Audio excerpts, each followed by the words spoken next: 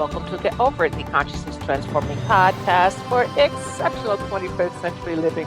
We've got an intuitive show today, but it's about the part of intuition that affects all of us and we don't even know it. And that's about being an empath. On some level, everybody's an empath. You know, you just might not be as aware of it as some other folks are. But we're going to be speaking with Wendy Rosa, and we're talking about her latest book, and that is Becoming an Empowered Empath: How to Clear Energy, Set Boundaries, and Embody Your Intuition. And folks, we all need this, especially now with all of this stuff going on in the world. You need to be able to tune in so that you'll know where to be at the right time. Now, the information shared on Get Over It uses intuitive and pragmatic insight to help you shift your consciousness to break through blocks and release energy that is no longer needed. Yes, we're going to help you let go of the BS that's holding you back, but you guys know I always ask that question: are you truly ready to? And by the way, folks, BS is belief system. A bit about me for my new listeners: intuitive since birth. I'm a third generation intuitive with over 3 decades of experience supporting people to break through the blocks along their path. I'm a strategist for personal and professional transformation, revealing cutting edge information that enables you to prosper and thrive. I spent 25 successful years in corporate America, and I am as an executive uh, sales professional. I don't want to go back to that, so please don't put the I am in front of it.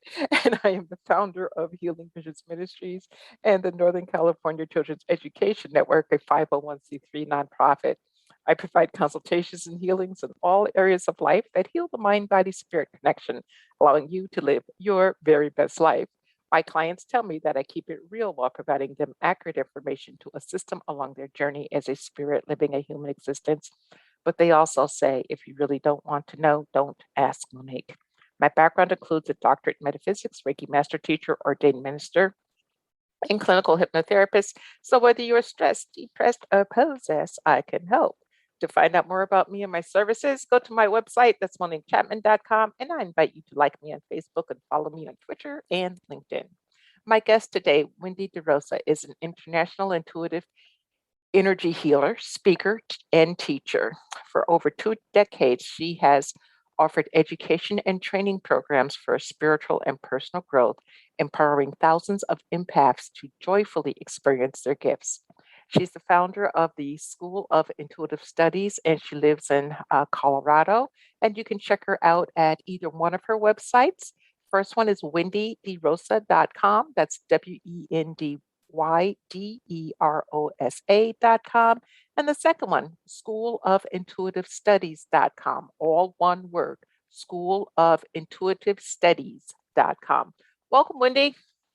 Thank you so much, Monique. I love hearing about you in that opening. That was so great. Yeah, now you know me. Oh my goodness. Um, how how's the book doing? I mean, folks, this book is a wonderful book. She has many exercises in it. She talks about different aspects that we're going to cover today. How is the book being received? Well, life. People say it's life changing. Why Mm-hmm. didn't I pick this up sooner? I've never heard this said before in this way. Wow, there's deeper awarenesses, or you spoke directly to my experience. What my experience Mm-hmm. is. So it's been getting some pretty positive, incredible feedback. And it's applicable through the meditations. It's Exactly. experiential Yeah. and it's educational. Yeah. Well, as you were talking about those adjectives describing your book, those are same words that I came up with when I was reading the book. I was like, oh my goodness, and oh my goodness again and again. And you can receive a message 1,000 different ways. And then there's that 1,001 that comes in and you're like, aha. So for Mhm. folks who don't really understand the empathic part of intuition and you really want to dig deep into it without hurting your brain, this book Becoming an Empowered Empath does help.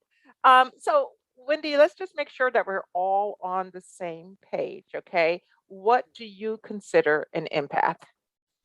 So an empath, I consider an empath someone who feels the energy of other people whether that's interpersonally, like in front of, being in proximity or in relationship with another person, or whether it's the collective, Mhm. or whether it's walking into a room and feeling the energy around us.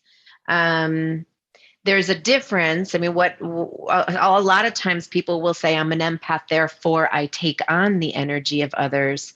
And so much of my book differentiates that the empath actually feels the energy. Mhm. Being overly empathic is the experience of taking on the energy. Oh, interesting that you say that because, yeah, you do feel the energy, and then it's almost like a subconscious choice on some level that you decide to take on because maybe you want to heal the person or heal the situation, or not. Mhm. Now, a lot of people awaken to their empathic abilities in really interesting ways. Talk to us about the nervous breakdown that was the door opening. Yeah. So I grew up in a big family. I was the oldest girl of 8 Oh, kids. wow. And I had a lot of responsibility on me at a pretty young age. And a lot of, I think I was pretty self self-reliant in some ways, and I was Hmm. very empathic and very, very intuitive, and I didn't know that. I didn't have that language back then. I just thought there was something wrong with me. And as I grew as a child, I gained a ton of weight as a child. Hmm. I felt everything. I absorbed it all. I had panic attacks. I had depression. And then I got to a point in my late teenage years where I had a nervous breakdown, and that's what called it back then. I went to the Hmm. hospital. I was panic attacks, things like that, and it was all from overstimulation and energetic overwhelm, which ultimately fried my nervous system. And I didn't have anybody, giving me a modeling or a Right. reference for Hmm. being sensitive or what I was experiencing. And then I was recovering from that, and I ended up having an angel encounter in my recovery, where I was recovering in my dorm room from this breakdown that had happened. And I was thinking about, and I was living in Boston at the time, and I was in college, my third Hmm. semester, and I was thinking about moving to Colorado. And I had I know this was pre-social media and actually pre-internet. So Hmm. all I had was magazines to see, like, pictures of mountains. And I thought, that's where my heart's calling me. I want to get out of here and go Uh-huh. there, whatever, whatever that meant. So my roommate and I were discussing, do I stay or leave? Do I forfeit tuition, or do I, stay and finish? And I was in this terrible state. And so we went for a walk to kind of talk it through. And I got down to Massachusetts Avenue and Newberry Street, and there was a Tower Records on the corner. And I take a left and I head down Newberry Street, and there's a man standing on the side of the road with an ukulele and wearing a red jacket. And he Uh-huh. says, "Can I sing you a song for some spare change?" And we look at each other and we're like, "No, that's okay." And he says, "No, Wendy, you need to hear a song." And so he Oh. calls me by name, and I Uh-huh. look at him, and he's got this glow around his head. And he says, "My name is Arias, and I'm going to sing you a song, and don't worry about the change." And so he sings Wow. this song, "Home on the Range where the buffalo Oh roam. my One goodness. day you're going to get to Colorado." Uh-huh. And he says, "Wendy, it's not your time to go yet. Hang in there. A little bit longer, you're going to get there." And he gives me a kiss on the cheek and vanishes behind me. Like, Wow. turned around. We literally look at each other and turn around, and he's And he's gone. gone. Oh my Yeah. goodness. That must have freaked you out. Yeah, well, I was actually in a total state of shock, and in that moment, there I was on the street having this, like, divine transmission of healing. That's all I can describe it as, because I was filled with peace. Like, the Hmm. anxiety was gone. There was a healing. There was joy in my heart. Like, it was like an incredible experience. And from that day onward, I mean, there's more to the story, but we don't have to. It's in my book. Yes, But so read it, folks. from that point on, it's like that was a big pivot and an opening to understanding that I had a gift as an intuitive. Hmm. Is it truly a gift that I'm not, we all call it gifts, but is it truly a gift, or is it that we're just awakening to who we are? Well, I think both. I Okay. think that we are a gift. Yes. And I think that the way that I describe it in the book is that so much of our intuition comes out of our central channel illuminating through the power centers of our body. And some people come into this world with really strong power centers. And by power centers, I mean chakras. You know, Mm-hmm. you might be born, I might be born with really strong throat chakras. We're teachers, we're communicators, we're leaders, we're effect. I don't know this about you, but I'm just assuming, Hey, give it like to that. me. I, you know, it's I don't know, musicians, singers, Hmm. like Hmm. that concept. Like some people are innately born with certain power centers, and Hmm. that will then in turn be their form of intuition also. Hmm. And some people in through our healing process, we might actually be blocked in certain power centers that just needs healing and nurturing and transformation. And out of that, a particular aspect of our intuition will emerge. Hmm. Well, you talk about this extensively throughout the book, whether you're talking about grounding or boundaries or the pillar of light. So let's cover the pillar of light a little bit. Mhm. Well, actually, let's cover it all kind of lightly with the grounding because I think people understand, or at least I hope people understand that are truly into, this side of science that it's important to be grounded and set boundaries, but talk lightly about that. But I'd like for you to delve into the pillar of light with being living in the front of our body, the back of our body, or in the center. Yeah, absolutely. So interesting grounding, as many probably know, it's the it's our earth connection. It's the connection of our human body to the natural state of the world, literally through the soles of our feet, touching earth. And that can be depicted energetically. I like to imagine the grounding cord from our hips, and sometimes, well, not sometimes, but also from the soles of our feet Hmm. deep into the earth, and really allowing that awareness of energy that naturally will gravitate up towards our head or our heart actually evens out between upper body and lower body, and we become more expansive through our energy body, and including embodying in the lower chakras, the lower half, basically below the belt, which is an area we typically will unconsciously escape from, not Yes. because we want to, but because there's oftentimes things there in the lower chakras that will Hmm. push our energy out based on our human experience. But grounding is interesting also because it actually means in. It's down, it's the downward force, but it's actually the inward force, which brings up this concept of the central channel. We have this pillar of light or central channel in our body, and it's a meridian. It runs in front of the spine. It's also called the Sushumna Nadi. It's been known as the conception vessel. We've had different names for it in different method, different Cultures. philosophies, cultures, and philosophies. So it's the center of our soul in, I'll say, communion with the divine. It's the Uh-huh. universal consciousness and the personal consciousness commingling in the central channel of our body. By survival and default, we typically energetically move to the periphery of our body, and we oftentimes move forward. We live forward in our energy system, which is so much about our ego consciousness in the front side of Uh-huh. our body. So and that's not negative. I mean, that's how we show up in the world. It's how we engage and interact and have attachments and give and receive, and all of that is front body. But we have a back body and a back side of our chakras, and that's where we lean back into the waterfall of grace. That's where we receive from the divine.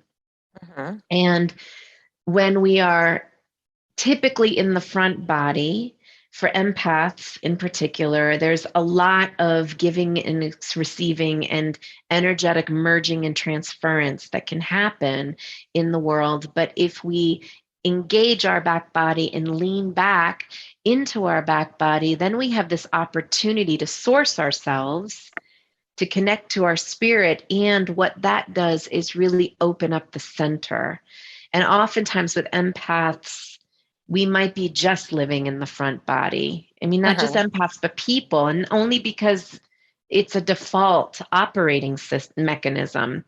But the work may be, some of the work might be that we start to lean back and engage ourselves and not abandon ourselves back there.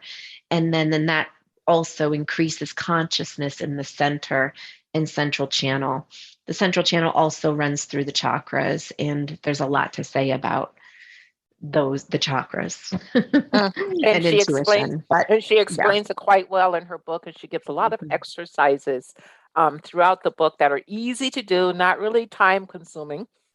Mhm. But folks, if you're going to learn to be different than what you are today, it's important to invest time in yourself, because investing time in yourself is like investing money in yourself. So, and plus, if you need money, pay attention to your intuition. That will definitely help you get a stronger foothold. Um, in the book, you talked about something that I heard a time or two, but it's not really wildly promoted, and that is the root chakra of the family of origin. Talk to us about that.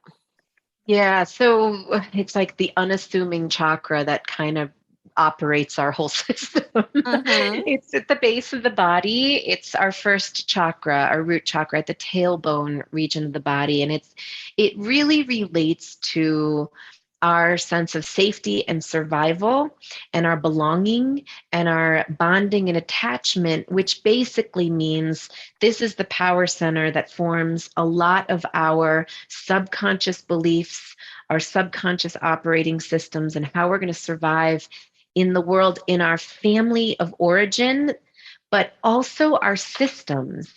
So that might mean our family system, maybe our religious system, maybe our cultural system, maybe our the system of our country or our town or whatever we might belong in, and all the unspoken, agreed upon, we'll say, code of codes that we might live by, that we Mm-hmm. internalize and absorb and identify with. I mean, eventually later in life, um, and we internalize them and we live by them sort of subconsciously, and it starts to form our structure and how we're going to feel safe or not, and Mm-hmm. feel a sense of belonging or not, and bond and attach here on this earth.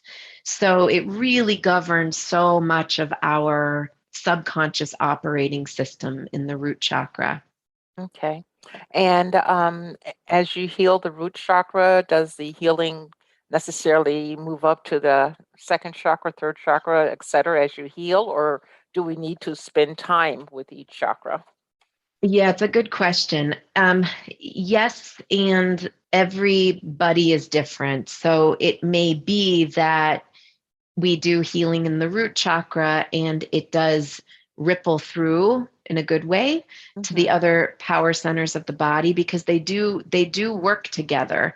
The chakras, they'll compensate for one chakra will compensate for a closed chakra. So one might be closed, the other one might be too open for compensation, just Mm-hmm. as an example. In this case, it may be also that yes, there's healing in a good way to the next chakras. There also might be the need to go into the next chakra. And I'll just give an example. We're in such a time in the world right now of um, what I might call healing of the feminine, Mm-hmm. whether it's not gender, it's not, no matter the gender of an individual, it's everything in terms of the feminine. It has to do with suppression and oppression. It Mm-hmm. has to do with sexuality and gender. It has to do with emotions, and it has to do with our ability to own our emotions and to take responsibility. And it's sitting on top of the root chakra, which is so much about culture, and it's about our systems that we're raised in, and it's about race. It's about our family, our what we might have marinated in on that family systems level, or even a religious level. And a lot of these systems are crumbling in our lives right now, need to be. There's upheaval, there's dismantling of systems. And in that, we might work with that on a personal level in the root chakra. But then in the second chakra, we might have feelings about that. So we might work with the concepts of it and the understanding and the belief systems that we absorbed in the root. But the second chakra is going to say, I need to own that I feel shame because I've been shamed. Or I need to own that I have rage about this, or I have some, a feeling about it. So that's one way in which, yes, they work together, but we also might need to tend to them individually. Okay, so we're working ourselves, we're tending to them individually, and then all of a sudden we just like hit this wall. Okay, and this Mm-hmm. wall is telling us that, no, you're, all those negative tapes, you're not worthy, you're this, you're that, you're the other. How do you get past that? Because everyone has had a certain level of conditioning, if you will, Mm-hmm. from childhood until where they're at right now. So how do you get rid of that negative conditioning that has just like stayed with us? So sometimes we internalize it and believe it. Yeah. So here's how I would do it. I would talk to it and I would say, oh, thank you. You are doing your job. Your job is to remind me of what I marinated in as a child in my root chakra. Your job is to tell me that I believed at some point, I was taught to believe that I wasn't good enough. I was taught to believe that I'll never make it. I was taught to believe that I'm set up for failure. That's everything I marinated in, and I get it. That's in my root chakra. That's in my second chakra. Thank you for reminding me. That is not what I believe anymore. I am going to breathe into that. I'm going to exhale and release that energy down my grounding cord. You just gave me a marker and an awareness that it's there. Now I'm going to breathe into it. I'm going to exhale down my grounding cord and release any subconscious fears, any beliefs that I'm holding that I needed to see, because that is Mhm. not my truth anymore. Okay, That's how I would work with it. so we just keep repeating that until we truly are ready to release it. Repeat it, but breathe into it and Okay. feel it in the root chakra, particularly feel it lower in the body, because it's energy stored. That monkey mind Mm, or victimizer, but there's all mhm, different names for it, inner critic, whatever the name is. It has a job. Its job is to remind us what we're sitting in our root chakras. So and it then does it once it, well. yeah, and when it does it, that's a good indicator to say, oh, this is old and it's sitting in the basement of my body. I am going to breathe into it. I'm going to open up the trap door and dump it down my grounding cord, or I'm going to just, let it go, and Mhm. it doesn't serve me anymore. Yeah, put a vacuum cleaner hose up there and just Yeah, suck it away. fire hose, whatever you Let it want to go. Yeah, get. let it Yeah. go. Now, in the book, you talk about how fear and lack can block your empathic intuition. How can that happen? I mean, if we have the energy already, and I'm being facetious because I understand, but if we have the energy already, how can fear and lack just like shut it off? Yeah. So if we have the consciousness of fear and lack, is that what you're saying? If we have, Hmm. if it, Yes. Because I mean, ye- today, today's world, that you turn on the news, which I recommend doing very sparingly. I mean, you're hearing mhm, about people being shot, no food, mhm. no this, no that, the virus, the this. I mean, there's nothing positive out there. So it sends one into a downward spiral, or at least most people. Yeah, we can't release lack, because lack is what means there's nothing there. It means that something's missing, and fear can have that same consciousness in the body, where essentially, if both in this case, what I talk about in the book is that fear and lack oftentimes need something. It means we didn't get something that we are deeply needing. And this might be, I'm saying personally speaking, as opposed to the collective example you gave, which I'll circle back to. But the in this case here in the root chakra consciousness is I lack, when we have lack, we operate from fear.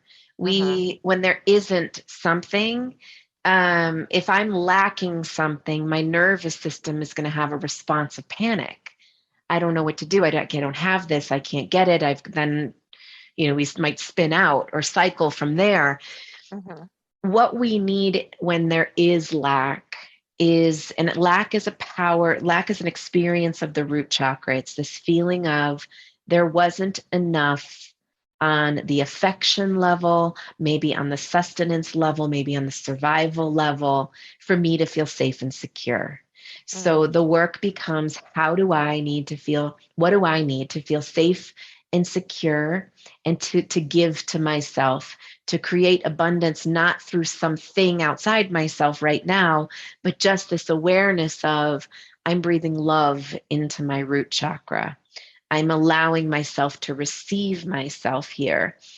Probably, and if we were going from a self-care level, we might say, okay, if I wanted to not engage in the fear of what's going on out there for my own well-being, the act of self-love is I'm going to give to myself an alternative.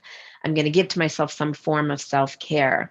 Mm-hmm. But the other issue here is the systemic issue, which is that collectively, I mean, we have just massive, massive root chakra dysfunction historically in Mm-hmm. the history of our time. I mean, we need to uncover the systems of oppression and the systems of dysfunction that are going on currently in our world. It's part of, it's part of our work. I mean, I'll say it from a personal perspective, specifically as a white woman.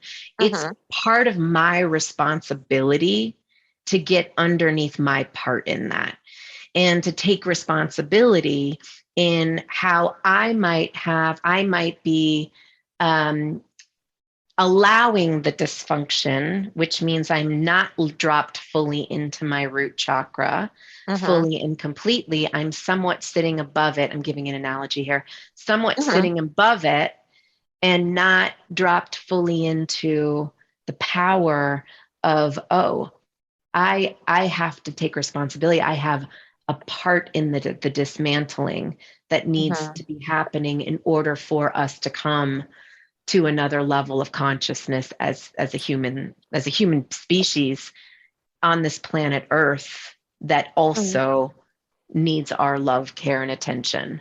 Mm-hmm. Meaning, yeah, I could go Well, down a hole here, so I don't know if you want to go that way. well, it's interesting. You said, you have to do your part as a white woman to do this, but I think as a black woman, I have a part to do too, and that's Mhm. to release, erase, let go of any um, feelings, the feelings that were brought up, during those times. I mean, I'm, close to 70, and I lived a lot of the, 50s, 60s, where, things weren't good for black people. And plus I grew up in Guilderland, New York, which is, pure white bread America, and that was a lot of fun, let me tell you. Yeah, Again, yeah, being facetious. So I think it goes both ways. And for the people out there who says, well, I wasn't born then, I didn't do anything, it's a consciousness thing that we're yeah. talking about. We're not talking about, I was back there in 1843 and did whatever. It's erasing the consciousness so that we can elevate. Yeah, we talk about this oftentimes in my classes with my students in the School of Intuitive Studies about it's all of our work. Hmm. We all have a piece in how from a healing perspective and what we might heal as we're within ourselves as we are part of this consciousness evolution. Hmm. And at the Yeah. very least, we can be aware. And if you choose not to heal it, you choose not to heal it. And that's just the way it Hmm. goes. Hmm. Wendy, when we go to your website, wendyderosa.com and the School of Intuitive Studies.com, what are we going to find there? And I want you to tell us about the program that you're in the middle of right now. And then what's coming up later on.